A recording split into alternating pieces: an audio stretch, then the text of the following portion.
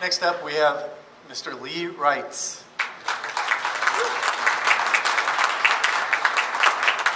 Okay, let's all just have that collective sigh of relief the last guy is on. I want to thank you for having me here today. It's wonderful to go across the country, stand before libertarian crowds, and feel at home, because I've never had any other home. Never been anything but a libertarian. I've never run for office with anything but a libertarian. Never voted for anything but a libertarian. I'm running for president, some would say because of mental issues, but I don't believe that. My campaign is a response to the membership of this party. I spent the last several years going from state to state. I served on the national committee, of course, a couple of years ago. And I was confronted many times, particularly by young people who asked, why is the Libertarian Party not out in front of the anti-war movement? How come we're not picking up this mantle? How come we're not making this our message? I decided they were right, because this is our message. Libertarianism is not aggression. War is the ultimate in aggression. That's why my pledge is, if I'm elected President of the United States, the first thing I'm going to do is declare peace.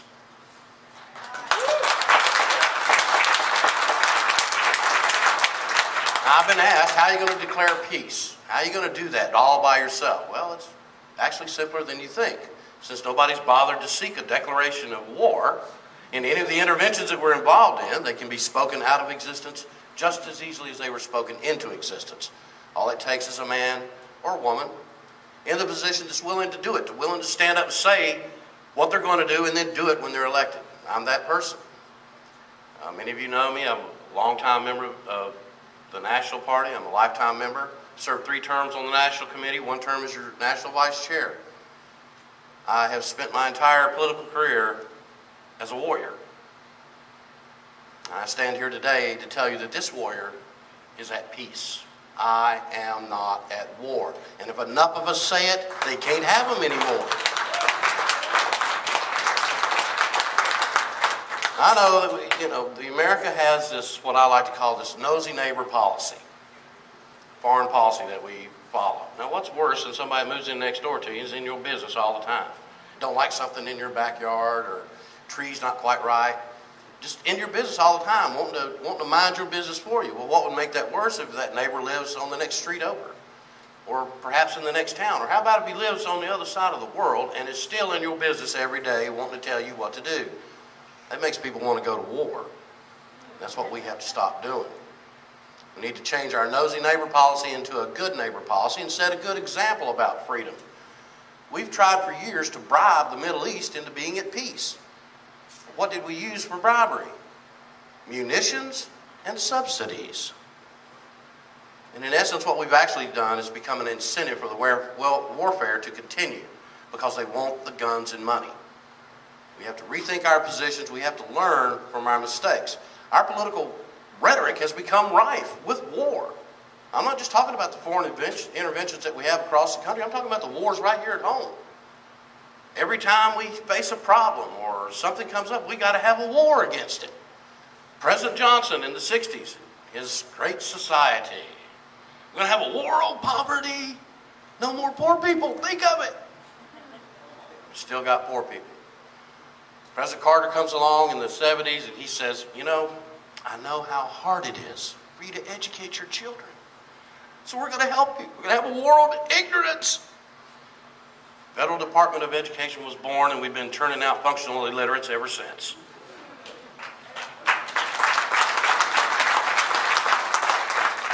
Of course, then President Nixon brought us the greatest failure in warfare of all time, the drug war. There's never been a more obvious example of how war does not work, because people are dying. People are dying in this war, and they're not dying from the drugs. They're killing each other over the money that is created by relatively inexpensive plants that have been turned into extravagant profits because government says you can't have them. Same thing happened with Prohibition in the early part of the last century. There was no mafia in this country to speak of before Prohibition. There were mafioso gangs, but they were little more than disorganized street gangs. Government says you can't drink a beer anymore, and all of a sudden we have give rise to the greatest criminal organization that was ever imagined. We just don't seem to learn our lessons about how these wars don't work. We need to start seeking alternatives. Conversation, commerce, instead of bombs and guns. We're not ever going to teach anyone that it's wrong to bomb people by bombing people. Don't teach people it's wrong to kill somebody by killing them. Don't get that message. The Libertarian Party has a chance to make a difference in 2012. The way we do that is we stand up and we be different. And that's what we have to do. I want to tell you about some things we're doing with the campaign. Our campaign is the only campaign so far to produce actual television ads. I'm glad to be able to tell you today that our first television ads are already up, and well, they're not up on the being run yet, but they'll be run within the next 2 weeks. Comcast in Atlanta, Georgia has them. Our campaign ads will be running on CNN within a week. We've also made these campaign ads editable so that state parties, federal campaigns, any candidate that wants it, contacts our campaign, we will gift them this ad. And you use it, we'll even help you edit it to your end so that you can put your own information on it. So far, the Libertarian Party of Georgia has asked for it, and they have edited it so they can use it for their own. Libertarian Party of North Carolina has also made the same request. We have 3 federal candidates in Indiana, Ohio, and North Carolina who are also wanting to use these ads. We're creating stuff for the party to work with and to use beyond our campaign. And how are we going to attract the Ron Paul people? I'll just take my last little bit here to tell you that last night my campaign manager and I went to Hollywood. I was the featured speaker at the Free Hollywood event that they had. It was actually a Ron Paul meetup. A Libertarian candidate was a featured speaker at a Ron Paul meetup. While I didn't raise any money for my campaign, I raised awareness, and I told those folks that they had a home to come to if Dr. Paul was unsuccessful, that they don't have to be feeling like it's hopeless, that there's a home for them, a place to go, and it's the Libertarian Party. Thank you for having all of us today.